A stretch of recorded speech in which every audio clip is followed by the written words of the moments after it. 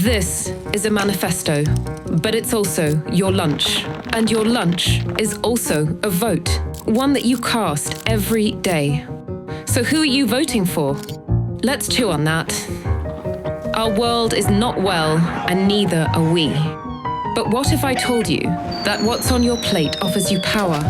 Every time you make the conscious step towards eating real food, it's a vote for a new way of being.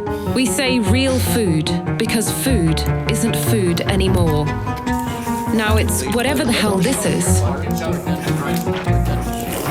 We can't tell what's real anymore. That's an AI potato, by the way. But this voice, that's really me, a real human being. See? Since the Industrial Revolution, we've been slowly but surely tricked into a chokehold. A manipulative monopoly driven by corporate greed that's not designed to keep you well or to keep everyone fed. Basically, these guys own these guys who grow food for these guys to sell to you as these guys.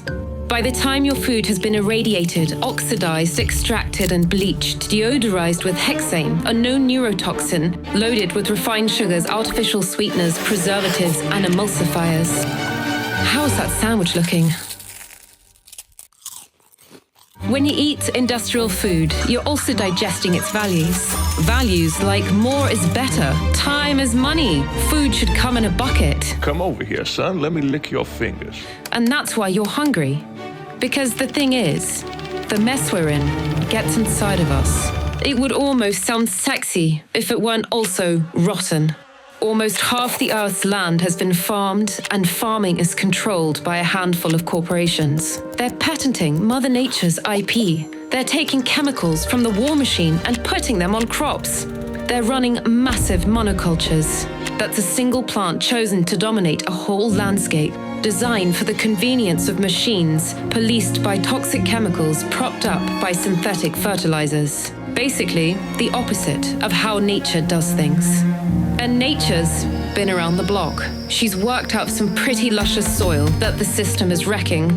Soil is hardly dirt. It is thrumming with tiny creatures that keep this whole planet going. They made the atmosphere we breathe, and they're making our food. A single pinch of soil can contain kilometers of fungal filaments and 1 billion bacteria. You know, the friendly, helpful kind of billionaires. These tiny billionaires are also inside you. We call that your microbiome, and they're either making you healthy or sick. The thing is, food connects what's out there to what's in here. So when what's out there is messed up, Woody, can you help us out here?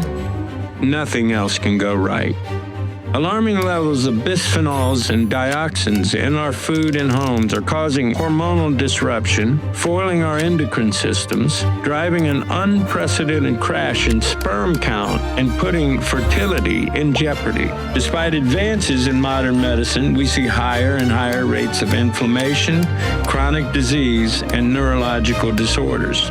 In a very real sense, we are going nowhere fast.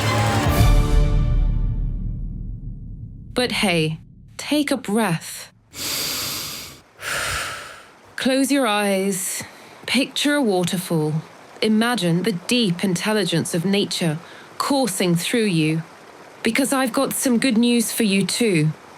There's a revolution underway, and it's tasty. God, it's so good. What we're asking for is not a return to the past, but a leap forward. And every time we buy food, we get to help the more beautiful alternatives grow.